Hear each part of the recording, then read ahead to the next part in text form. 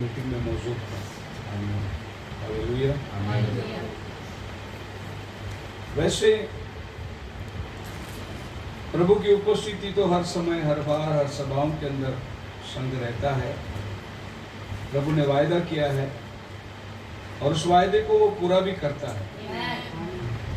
तो ये हमारे लिए कोई अचंभे की बात नहीं, परंतु जब हमें ये सोच के आते हैं कि आज शाम प्रभु हमारे साथ है, या हम लोग ये सोच के बैठे कि अभी प्रभु हमारे साथ है, हमसे बातें कर रहा है, तो वो कुछ अलग और अलौकिक बात होती है। हालेलुया। हाँ, चर्च के अंदर तो आपके पास कैसे होगा? मेरे पास अच्छा, आपके पास। तो ये बात आप देख सकते हैं, प्रभु अपने अग्निस्तंभों को शीशर विला में निकाला थे, तो वही बादल का जो फोटो आया, ऐसी इस मीटिंग के 5 फोटो आए ऐसे, कांग्रीगेशन के ऊपर, प्रीचर के ऊपर।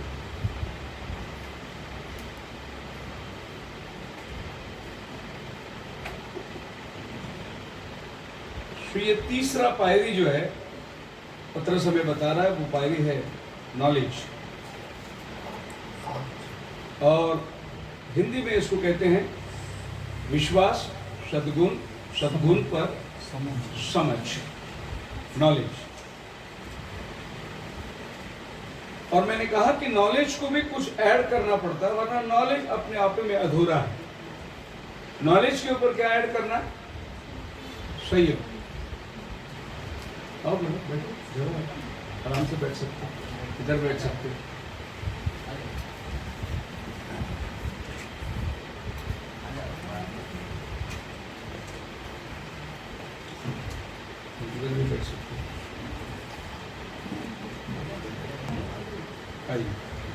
के ऊपर हमें और कुछ अधिक ऐड करना है। नॉलेज का डिस्क्रिप्शन या उसकी definition, knowledge is the condition in which you are aware of the fact. समझ एक ऐसी चीज है जिसका मतलब है कि आप इस बात को जानते हैं, आपको इस बात की नॉलेज है, आप इस बात से परिचित हैं, विच इज ट्रू। मतलब अगर आपकी नॉलेज में ये बात है तो वो झूठ नहीं हो सकती, उसको हमेशा सच होना पड़ता है, क्योंकि मेरे नॉलेज में है। इसका मतलब यह है कि जिसको नॉलेज है उसको कुछ सच्चाई मालूम है। बैप्टिज्म, हमको बैप्टिज्म का नॉलेज है। क्या है बैप्टिज्म का नॉलेज? बैप्टिज्म का नॉलेज है जैसे दुनिया, संस्था, चर्च से बपतिस्मा देती है पिता, पुत्र, पवित्र आत्मा के नाम में, ऐसा बाइबल में कोई बपतिस्मा दिया, इसका नॉलेज हमको है। और ये नॉलेज होने की वजह से फिर हम सच्चाई को ढूंढने गए। सच्चाई क्या है? अगर ये नहीं है तो फिर क्या है? जब हम सच्चाई को ढूंढने गए तो हमें पता चला कि पाप की क्षमा प्रभु यीशु मसीह के नाम से मिलती है, और यीशु मसीह के नाम में ही पाप की क्षमा है। इसलिए हम सब ने प्रभु यीशु के नाम से बपतिस्मा लिया। यानी हमको बपतिस्मा का नॉलेज है, और लोगों को बपतिस्मा का नॉलेज नहीं है। सो ये नॉलेज को लेकर हम लोग क्या करते हैं, कुछ सच्चाई जो हमारे पास है उस सच्चाई को लेकर हम लोगों को बताते हैं। ये नॉलेज है बैप्टिज्म का, वन गॉड का नॉलेज या गॉड हेड का नॉलेज। गॉड हेड का नॉलेज क्या है? परमेश्वर तीन नहीं, परमेश्वर एक ही है। पिता, पुत्र, पवित्र आत्मा बाइबल में लिखा है। इसका मतलब पिता ऊपर बैठा है, पुत्र को नीचे भेजा, पवित्र आत्मा कलीसिया में, ऐसा तीन नहीं है। एक ही व्यक्ति है, एक ही परमेश्वर है। वो पुराने नियम में पिता का काम किया, नए नियम में वो पुत्र बनकर आया, और कलीसिया काल के अंदर वो आज कलीसिया के अंदर है, आपके अंदर है। तो आपके अंदर कौन है? वही परमेश्वर जो उत्पत्ति 1:1 में लिखा है, वही परमेश्वर आपके अंदर है, लेकिन पवित्र आत्मा के द्वारा है। अब क्या लिखा है उत्पत्ति 1:1 से पढ़ेंगे तो, आदि में परमेश्वर ने आकाश और पृथ्वी के निर्माण, आदि में परमेश्वर ने आकाश और पृथ्वी की सृष्टि की। हाँ, पृथ्वी बेडौल और सुनसान पड़ी थी हाँ। और गहरे जल के ऊपर अंधियारा था हाँ, तथा परमेश्वर का आत्मा परमेश्वर का आत्मा, किसका आत्मा? अब ये परमेश्वर का आत्मा और प्रेरितों के काम दूसरा अध्याय के अंदर जो 4 वचन में परमेश्वर का आत्मा, जिसको पवित्र आत्मा बोला गया होता है, ये 2 आत्मा है क्या? प्रेरितों के काम 2:4, वे सब हाँ। पवित्र आत्मा से भर गए वे सब पवित्र आत्मा से भर गए। और जिस प्रकार आत्मा ने उन्हें बोलने की सामर्थ्य दी हाँ। वे अन्य अन्य भाषा बोलने अभी लगे। आत्मा ने उनको सामर्थ्य दी, अन्य अन्य भाषा बोले, मतलब पवित्र आत्मा से भर गए। जिसको हमारे त्रैक्य संता वाले बोलते, वो तीसरा व्यक्ति है। फिर तीसरा व्यक्ति है तो फिर ये पवित्र आत्मा और उत्पत्ति में जो पवित्र आत्मा है, ये 2 अलग आत्मा होना चाहिए। और फिर तीसरा आत्मा यीशु का आत्मा किधर मिलता है? यूहन्ना की किताब उसके 20 अध्याय के अंदर यीशु मसीह भी अपना आत्मा देता है। 20 का शायद 28 होगा, देखिए जॉन चैप्टर 20। यह कहकर उसने उन पर फूका और उनसे कहा, पवित्र आत्मा लो। 22 वचन 20-22। यह फूकर उसने उन पर फूका और कहा, पवित्र आत्मा लो। अब ये पवित्र आत्मा जो यीशु मसीह ने फूक के दिया, ये पवित्र आत्मा और यूहन्ना 14 अध्याय और उसका 26 वचन का पवित्र आत्मा, ये 2 अलग है क्या?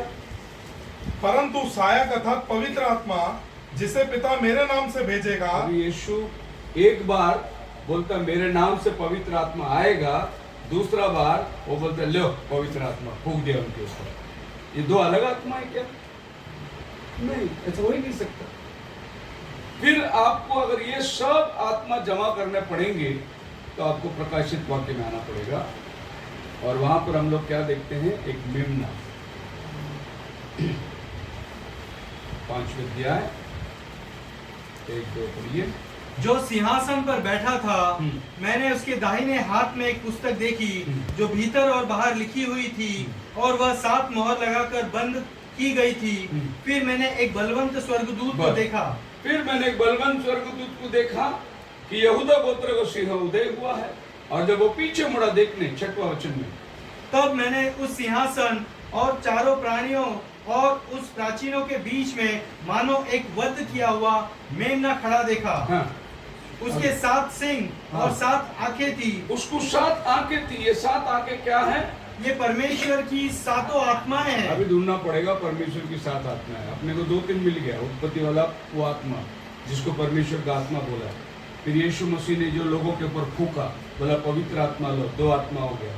फिर यीशु मसीह ने यूहन्ना 14 में बोला पिता मेरे नाम से भेजेगा, वो 3 आत्मा हो गया। और 4 ढूंढना पड़ेगा अपने को, मिलेगा नहीं, क्योंकि जितनी आत्मा का जिक्र है वो यही वचन है। फिर परमेश्वर की 7 आत्माएं क्या है?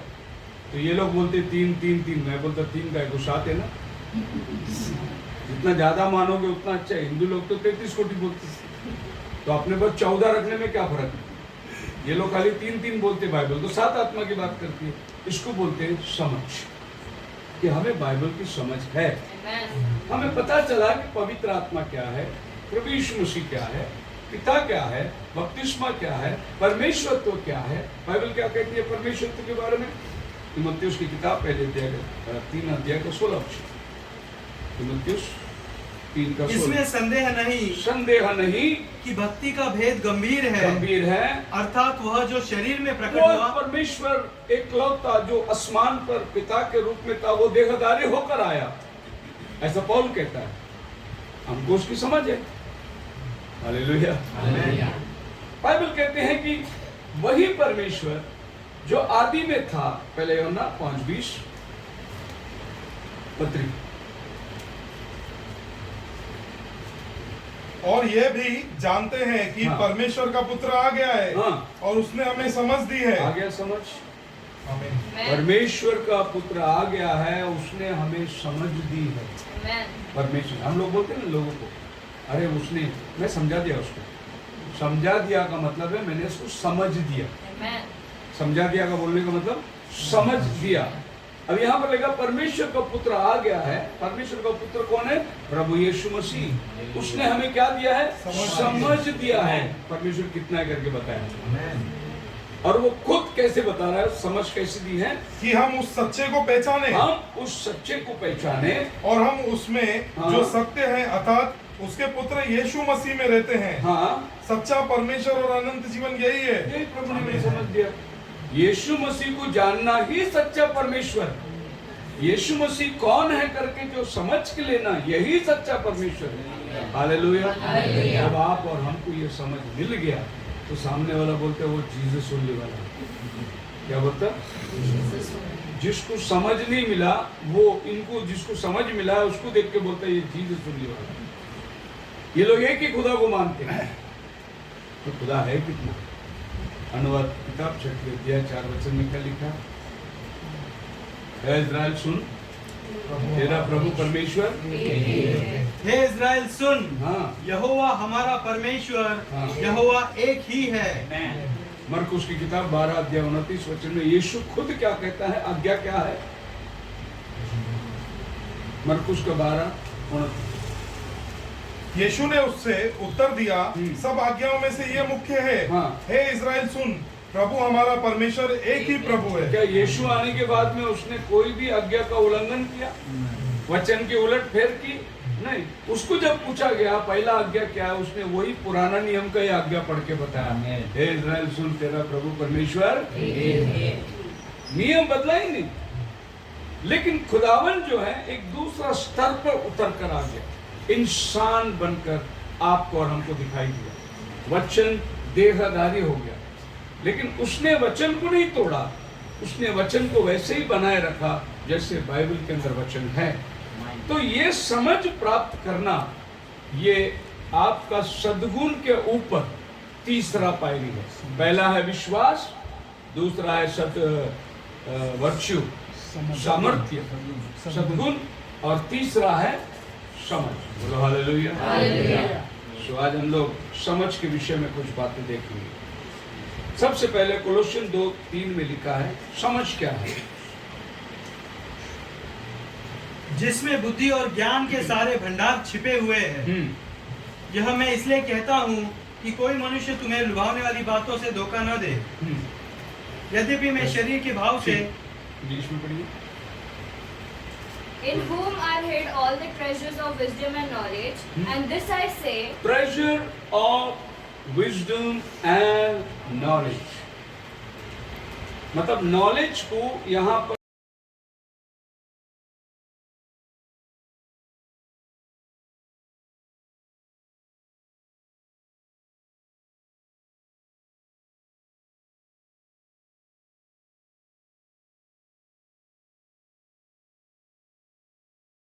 यहाँ पर बाइबल बोलता है इज अ ट्रेजर, वो बड़ी संपत्ति है। हिंदी में उसका भंडार नहीं मिलता, भंडार जिसमें शॉर्टकट में चला गया, बुद्धि और ज्ञान के सारे भंडार छिपे हैं। हाँ, भंडार। तो भंडार अलग चीज है, भंडार का मतलब है गोदाम, है ना? लेकिन ट्रेजर जो है वो अलग चीज है। ट्रेजर का मतलब बहुमूल्य चीज, खजाना। तो ज्ञान जो है एक खजाना है। दूसरे शब्दों में ऐसा बोलो, जिसको ज्ञान नहीं है वो भिखारी है। सही बात है। ज्ञान जिसको नहीं है वो, लेकिन जिसके पास ज्ञान है उसके पास क्या है? खजाना है। सो आपके पास में अगर ज्ञान है तो आपके पास खजाना है। आपके पास अगर समझ है तो आपके पास खजाना है। समझ एक बहुत बड़ी चीज है। हमारे डेली लाइफ में समझ हमको रोज काम आता है। स्कूल में, मार्केट में, बिजनेस में, स्टॉक मार्केट में, जहां भी आप रहे वहां आपको समझ बहुत काम आती है। आप हमारे साथ में एक ब्रदर थे, एंड्रू टेलर करके थे, अभी वो प्रभु के पास चले गए। वो बॉम्बे में सर्विस करते थे। तो समझ में बहुत जबरदस्त आदमी था, मतलब बहुत अक्ल चलाने वाला आदमी था। मशीन को ऐसा, सिलाई मशीन को पार्ट निकाल के धो के वापस फिटिंग कर देगा, ऐसा समझते उसकी। वो बोलते बॉम्बे जाने का इन लोग बहुत परेशान होते, बोलते ट्रेन पकड़ने का, सवेरे बहुत गर्दी रहता, शाम को बहुत गर्दी रहता, कुछ नहीं, मतलब पीछे खड़ा रहने का। जैसा लोकल ट्रेन आया उन सबके आगे जाके खड़ा होता रहेगा, वो खुद ही तुमको चढ़ा देंगे। वैसे उतरने का टाइम आया, गपचुप उठ के आगे आगे खड़ा रहने का, ढकेल के उतार देंगे। खाली बैलेंस रखना जरूरी है। बोलते कुछ नहीं है लोकल ट्रेन चढ़ना बढ़ना, कोई बात नहीं, लोग ही खुद तुमको चढ़ाएंगे, लोग ही खुद उतारेंगे, खाली तुमको बैलेंस रखना। बैलेंस नहीं रहता सबके पैर के नीचे रहिए। समझ, अक्ल मन से काम लेना। कोई कोई लोग ताकत का इस्तेमाल बहुत ज्यादा करते हैं। तो हमारे साथ एक ब्रदर है सैमसन गजबू, क्या बांगर, हाँ, वो ताकत का इस्तेमाल बहुत करते हैं। है क्या हमारे बीच में? नहीं है, बोलो। बोलू क्या उसके बारे में?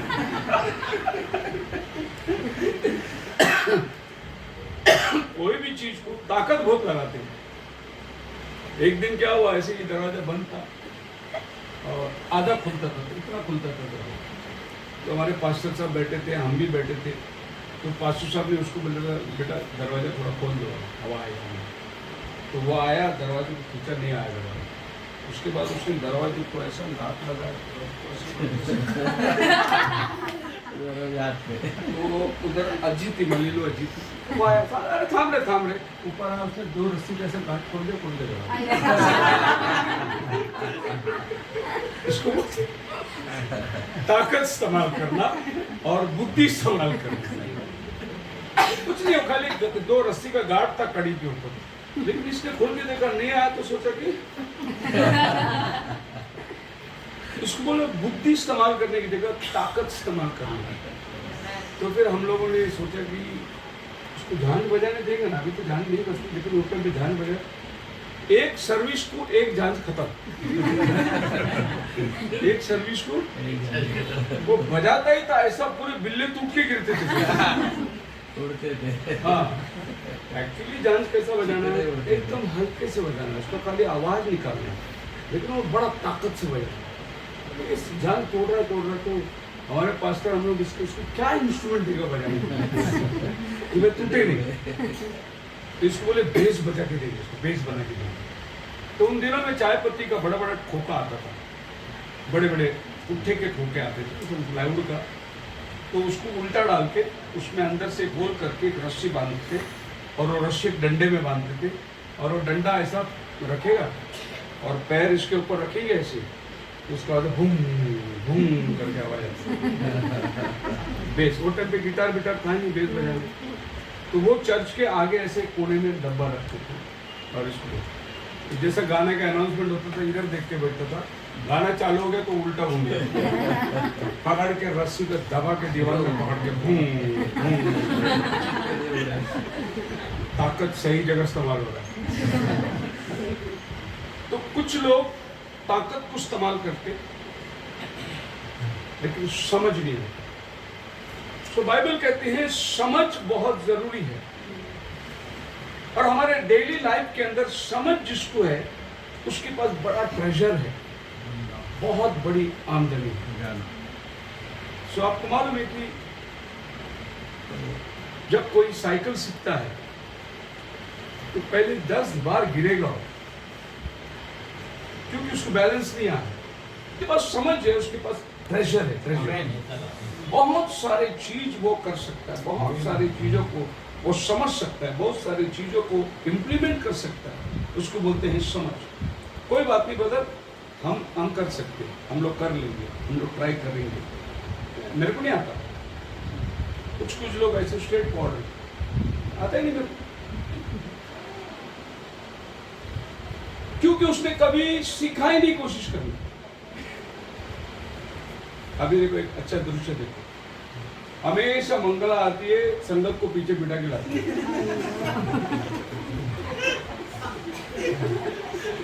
अच्छा लगता देखने को, क्योंकि बाकी के दुनिया सब उल्टा आती है, ये लोग उल्टा आते हैं। अभी संगत अपने आप में इतना मस्त है, उसको सीखने की जरूरत आज तक पड़ी नहीं। बाकी आदमी सोचा कि कम से कम साइकिल तो सीख ले, लेकिन उसको कोई फिक्र ही नहीं। फिर भी आराम से लाइफ चल रहा है उसका, कोई दिक्कत नहीं। हाँ, जिस दिन कुछ गड़बड़ होगी उस दिन बोलेगा चल क्या, मैं जा रहा हूँ गाड़ी।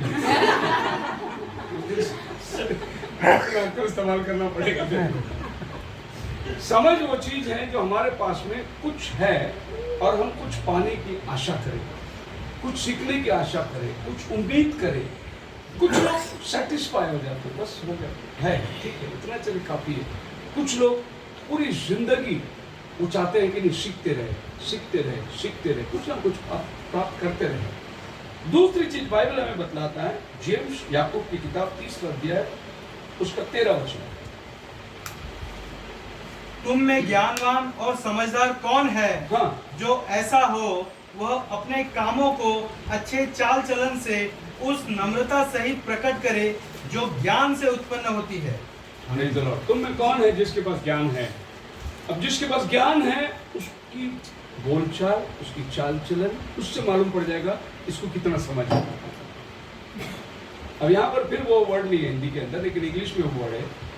Who is a wise man and endued with knowledge among you? Let him show out of a good life his walks with meekness of wisdom. Good Good life. Good life is works. Is it English? Who is a wise man and endued with knowledge among you? Let him see out of good conversation. Conversation का मतलब हमारी बोली, चाल चलन। चाल चलन। एक आदमी का पास ज्ञान है, समझ है, उसकी सिर्फ बोलचाल से मालूम पड़ेगा कंडक्ट। इसके पास समझ है करके। आप समझ रहे हैं?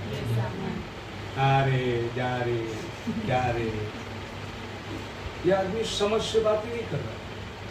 आदमी उम्र हो गया, बहुत बड़ा हो गया, लेकिन समझ नहीं उसके पास कैसे बात करना, कैसे एक बात को सामने लोगों के सामने पेश करना। Your conversation and your meekness, वहां पर लिखा है मीकनेस। मीकनेस का मतलब नम्रता, मतलब तुम्हारा कन्वर्सेशन के साथ तुम्हारा नम्रता, अगर ये दोनों मैच करती है तुम्हारे पास समझ है। You have knowledge. हालेलुया। बहुत बेसिक चीज है, क्योंकि ये स्टेचर ऑफ परफेक्ट मैन जो है हमें रैप्चर की तरफ बढ़ाता है, सिद्धता की तरफ हमें बढ़ाता है। तो एक एक पायरी को हमें समझ के लेना है और हमको उसका मीकनेस को लेके आना है, उसके हम्बलनेस को लेके आना है। हालेलुया। अगर कोई आपके पास आए और आपसे बातचीत करे, सो मान लो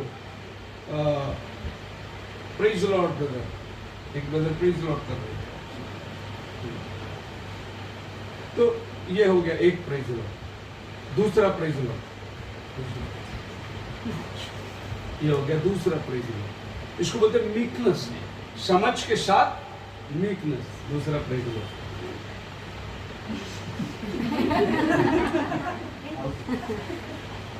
ये भी एक प्रेज द लॉर्ड है। ऐसे भी बहुत सुस्त लोग प्रेज द लॉर्ड करेंगे, करते क्यों? हाथ जोड़ दो। और जिसने भी मुझे ऐसा प्रेज द लॉर्ड किया ना, दूसरी बार मुझको ऐसा कर देता है। तो हम लोग के पास में वो मीकनेस होना मतलब बहुत जरूरी है कि भाई किस मकसद से हम लोगों से मिलते हैं, किस मकसद से हम लोगों से मिलते हैं, हमारा मिलने का उद्देश्य क्या है, और हम लोग जो अप्रोच करते हैं तो हमारा अप्रोच कैसा होना चाहिए। एक बाइबल में किस्सा है, शायद मिल जाए तो अच्छी बात है, पढ़िए।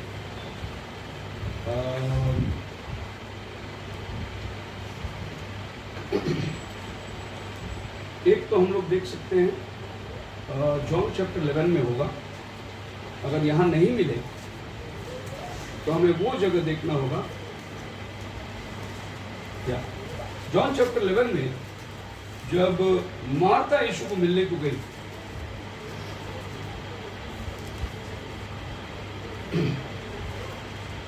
आप उसका 20 पढ़िए।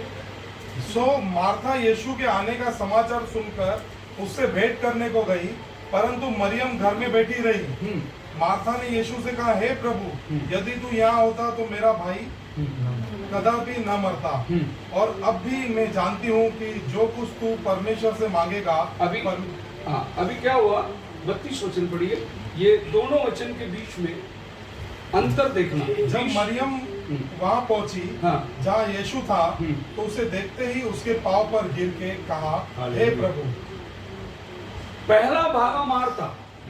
जब यीशु गांव के पास आया, गांव के अंदर आया भी नहीं था, पहला मारता भागा।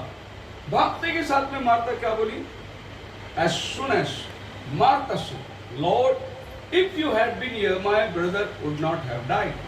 अगर आप यहाँ होते तो मेरा भाई नहीं मरता, मार्था ने बोला। तो प्रभु से कहता है, I know whatever you ask of God, he will give. वो प्रभु को बोलता है, आप जो कुछ परमेश्वर से मांगेंगे वो आपको मिल जाएगा। 24। मार्था ने उससे कहा, मैं जानती हूँ कि अंतिम दिन में पुनरुत्थान के कैसा? समय वह जी उठेगा। क्या अप्रोच है? Very good. संगत खड़े रहो। यीशु आ रहा है, मार्था गई। मार्था जाते के साथ आप होते तो मेरा भाई नहीं मरता था। अभी भी आप जो कुछ मांगेंगे ना पिता से वो मिल जाएगा। तो यीशु बोलते पुनरुत्थान। हाँ, वो तो मेरे को मालूम है ना, पुनरुत्थान सब मुर्दे जिंदा होंगे तभी होंगे। पुनरुत्थान और जीवन में ही मार्था को समझेंगे। वो गई मरियम को बोली, गुरु आया है, मुझे बुलाता है, ऐसे करेगा। अभी वो मरियम जा रही है उसके पास। हाँ, अभी मरियम गई तो क्या हुआ? 22। हाँ, जब मरियम वहाँ पहुंची जहाँ यीशु था तो उसे देखते ही उसके पाँव पर गिर के कहा, हाँ। हे प्रभु, हाँ। यदि तू यहाँ होता। सेम बात बोली उसने जो मार्था ने बोली, लेकिन अभी ये कैसी बोल रही है? पहले गई उसको नमन करी, हे प्रभु आप होते तो मेरा भाई नहीं मरता। अरे, वाक्य सेम था, लेकिन बोलने का, प्रस्तुत करने का जो तरीका था। अगर बोले चलो आइए हम लोग सब प्रार्थना में जाएंगे, सब लोग अपना आंखें बंद करेंगे। मसीह में मेरे प्रिय लोगों, आज शिविर हम सब आए हैं खुदा की इबादत के अंदर और चाहते हैं कि हम सब अपने आंखों को बंद करें, क्योंकि वो परमेश्वर जो अनदेखी है उसको देखने के लिए हमारी शारीरिक आंखों को बंद होना बहुत जरूरी है। ये कैसा लगता है? फर्क है सुनिए। चलो मुंह खोलो, सब लोग बोलो हालेलुया हालेलुया हालेलुया। कौन मुंह खोले? कौन मुंह खोले? अगर यही चीज मैं बोलूं इस तरीके से, हमें प्रभु की स्तुति करना है, हम यहाँ आए हैं प्रभु की स्तुति करने के लिए, सो क्यों नहीं हम अपना मुंह खोलकर प्रभु को धन्यवाद? ये बोलने में कैसा लगता है? मेरा कहना मतलब है, समझ किस बात को कहते हैं, किसको समझ बोलते हैं? जो अपने शब्दों को तरीके से रखना जानता है उसी को बाइबल समझ बोलते हैं। The one whose conversation and the meekness, how your conversation has been placed, उसी को बाइबल बोलती है समझ है। हालेलुया। आप मेरे साथ हैं? देखो, मैंने आपको बोला ना, हम लोग कॉलेज में करेक्शन होगी और इसको करेक्शन को राइट सेंस में लेना बहुत जरूरी है कि पास्टर जो बता रहा है वो हमारे सुधारण के लिए बता रहा है, उसको राइट सेंस में, और उसको बदलना बहुत जरूरी है, अपने जीवन के अंदर उसको अनुकरण करना बहुत जरूरी है। Now 2 Peter chapter 1 verse 2। परमेश्वर के हाँ। और हमारे प्रभु यीशु की पहचान के द्वारा हाँ। अनुग्रह और शांति तुम में बहुतायत से बढ़ती जाए। जी, परमेश्वर की और हमारे प्रभु यीशु की और पहचान के हमारे द्वारा प्रभु यीशु की पहचान में अनुग्रह और शांति तुम में बहुतायत से बढ़ती जाए। जी, अब यहाँ पर बाइबल बोलता है नॉलेज जो है वो ग्रेस और पीस है। अनुग्रह और शांति जिसके पास है उसके पास नॉलेज है। पहले हमने क्या देखा? नॉलेज संपत्ति है, धन है। दूसरा हमने क्या देखा? नॉलेज मीकनेस है, कन्वर्सेशन है, हम्बलनेस है। तीसरा क्या देख रहे हैं हम लोग?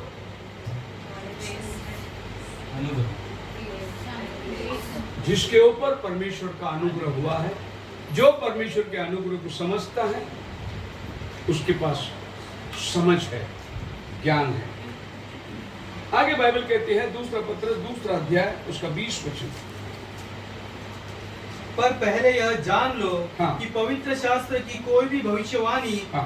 किसी के अपने ही विचारधारा हाँ।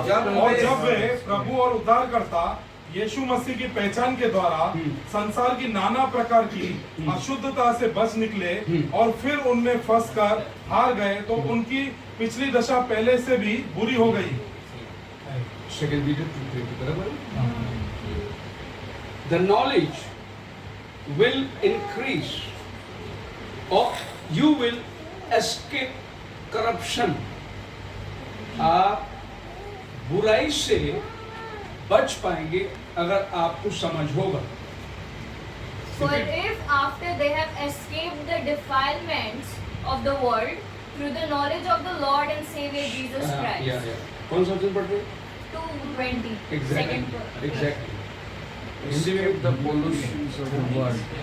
जब वे प्रभु और उद्धारकर्ता मसीह यीशु मसीह की पहचान के द्वारा संसार की नाना प्रकार की अशुद्धता से बच निकले और फिर उनमें फंस कर हार गए, तो उनकी पिछली दशा पहली से भी बुरी हो गई।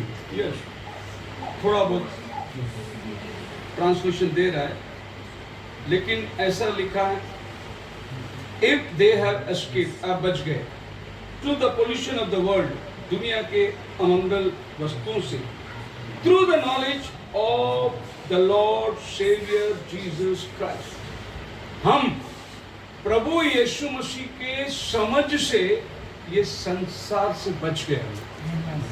Yes. मतलब अगर यीशु मसीह का समझ ना होता तो हम संसार में ही पड़े रहते। संसार की करप्शन से हम बच गए, यीशु का समझ हमारे अंदर आ गई। They are again entangled in them and overcome.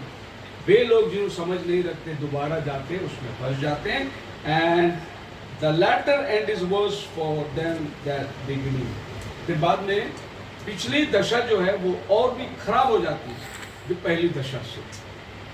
जो आदमी बच गया संसार से और वो यीशु मसीह की समझ से बचा, नहीं तो अगर वो अपनी बुद्धि से बच गया आया, उसकी दशा बाद में इतनी खराब हो जाएगी कि पिछली दशा तो ठीक था ऐसा बोलेगा, तो पहले तो अच्छा था यार, वो अभी और भी ज्यादा था और साथ बुरी आत्मा।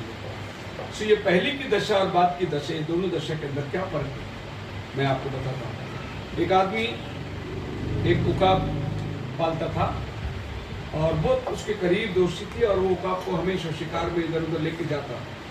एक बार वो जंगल में अपने उकाब के साथ जा रहा था शिकार करने, तो बहुत प्यास लगी और वो पानी ढूंढते ढूंढते एक जगह पहुंचा, एक झरने में से पानी गिर रही थी, बड़ा ठंडा पानी था और उसको बड़ा दिल को सुकून लगा। तो इसने अपने पास से मग्गा निकाली और वो पानी पीने के लिए भर रहा था। जब वो पानी भर रहा था तब तक उकाब बैठा था, लेकिन जैसे वो पानी उसने